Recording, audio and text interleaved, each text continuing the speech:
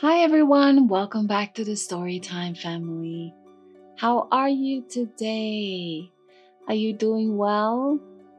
Have you been exercising, getting lots of play outside? I hope the weather has been good for you. And I hope you've been enjoying school. Today, we have a book called There's No Such Thing by Heidi McKinnon. Shall we check it out? Let's go. There's no such thing. Ted, are you asleep? Asked Bear.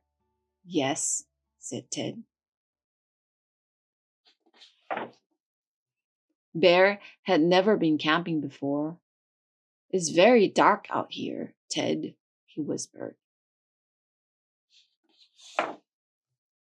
Skip, skip, skippy, skip, skip. Ted, yelped Bear. Did you hear that?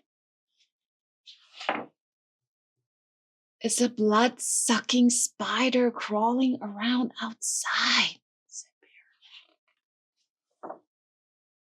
There's no such thing, said Ted. It was probably just a baby cricket chirping in the moonlight. You're right, Ted, said Bear. Boom, boomba, boom, boom. Ted, squealed Bear. Did you feel that? It's a hungry giant coming to get us, said Bear. There's no such thing, said Ted. It was probably just distant thunder from a faraway storm. You're right, Ted, said Bear. Bear wished he could stop worrying. Gah! Screamed Bear. Something touched my foot. It was a fire-breathing dragon, said Bear. There's definitely no such thing, said Ted. It was probably just a little moth that fluttered against your foot. You're right, Ted, Bear sighed. There's no such thing as a blood-sucking spider, a hungry giant, or a fire-breathing dragon. Bear closed his eyes and thought about happy things. Finally, he fell asleep. Bear, said Ted, can you smell that? It smells like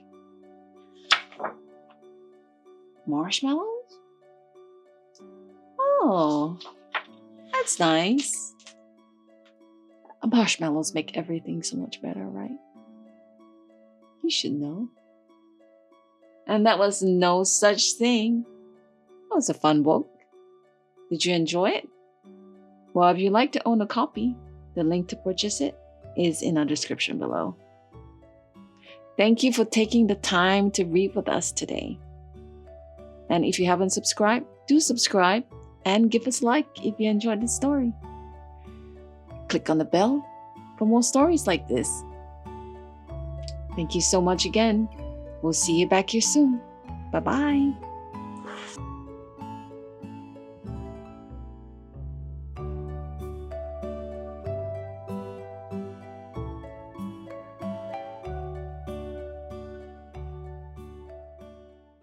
The Boy Who Lives on Prickinjer Place by Fleming. Let's check it out.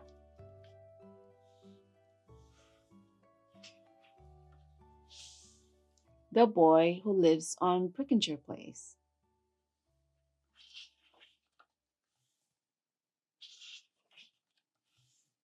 In a town much like any, not far off from here, from this hill, I can see on a day that is clear.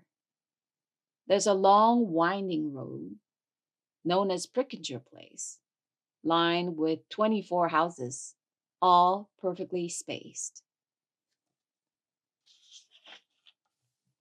In each yard, there's at least one big gumblegrum tree, right there in the front. Some have two, some have three. In a house near the end, almost all the way down, lives a young boy named William, who's wearing a frown. You see, this past week, to the day most exactly, a thing it did happen, quite matter of factly. While watching a show about trucks in a race, William stared at the screen with a blank sort of face. When on came an ad for the latest new toy, his excitement was such that he yelled out, "Oh boy, Mom, oh please, Mom, can you get that for me?" "Oh, William," she said, "we will just have to see." It was all he could think of the rest of that day. Those cool kids with that toy and their dog got to play. They were smiling and laughing and having such fun. They were cheering and clapping outside in the sun. After 3 days of begging, she wanted no more. So his mom placed the order on day number 4. The very next morning began his new plea. Every hour that passed, he asked, where could it be? He just couldn't wait for that toy to arrive. Even so, until then, he would try to survive. He knew that when he got it, then he'd be happy, like all those cool kids and their dog they called Scrappy. But while he was waiting, he sat and he moped. He stared out the window and longingly hoped. Then early one morning, he saw someone coming. Outside, the delivery person was humming. The box she was holding, that had to be it. "It's here," he cried out, and he threw quite a fit.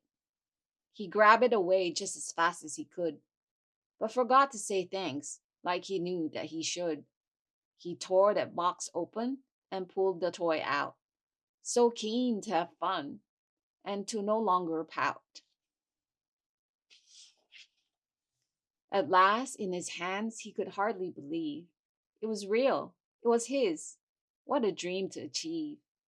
He flicked on a switch. In the air, up it went. Just as they said, it was money well spent. He watched as it flew. He controlled the device. It soared over the trees. Then he landed it twice.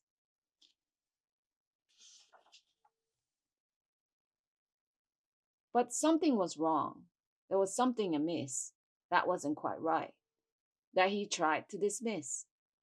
The joy that he felt when he made that toy fly didn't last very long, and he didn't know why. His shoulders hung low as he headed back in. His shoulders hung down as he headed back in, and he tossed that new toy in a giant filled bin, brimming with gadgets and games of each kind.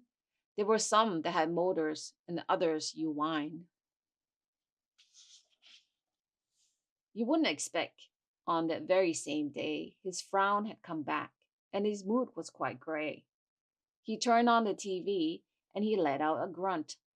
The trucks were now planning a scavenger hunt. It was then that he heard a clear buzzing, whoozing sound, as if some tiny creature were flying around. Now, the gold humble brum is a strange sort of bee. Although most bees have one stinger, this one has three. But they don't hurt at all. They just tickle, you see. They tend to be wise and are full of great knowledge. So many of them even teach at the college. With one look at young William, this humble brum said, "There's no need to be glum," as he tilted his head. "The thing that you want, you won't find it out there." Then he waved his bee arm all around in the air. "The joy that you seek is there inside of you. Search anywhere else, and that simply won't do. Think of a thought that you know to be nice. then see how it feels. That's my humble advice. And then, just like that, the wise, humble Brum fled, leaving William to ponder all that he had said. Shrugging his shoulders, he gave it a try to find a good thought, one that he couldn't just buy. Well, I guess I do like this warm weather. Oh, yeah, and that time I did find a blue feather. Right then, he could feel a light flutter inside. It was faint and so small, but could not be denied. He tried it again as he pictured his mother, her kind hearted smile, and then bam came another. His teacher, Miss Burning, last week at his school had said, "That's good work," and that felt really cool. He started to see that he was also lucky to live down the street from his favorite friend, Chucky. He sprang to his feet. Out he shot from his chair. He felt so much better. He wanted to share. He yelled up the stairs just as loud as he could. "Mom, thanks for my lunch. It was so very good." That feeling inside, it kept growing and growing. And before he knew it, his smile was showing. I can see it from here on this hill where I stand, looking out at a town that's a little more grand. For the boy who lives down over in Prickinjer Place, as he plays nowadays, wears a happier face. The truth he uncovered, as simple as this: look inside of yourself. There's no way you can miss. Your joy is not off on some faraway star. It's yours to discover wherever you are. If you give it a try, find a reason to smile. I promise you this, it will be worth your while.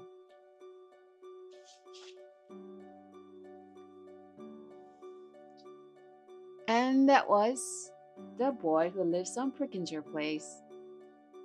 Hope you enjoyed the story. If you like to buy a copy of this book, the link to purchase it is in the description below. Do give us a like and subscribe if you haven't, and click on the bell for more stories like this. You take care now. We'll see you back here soon. Bye bye.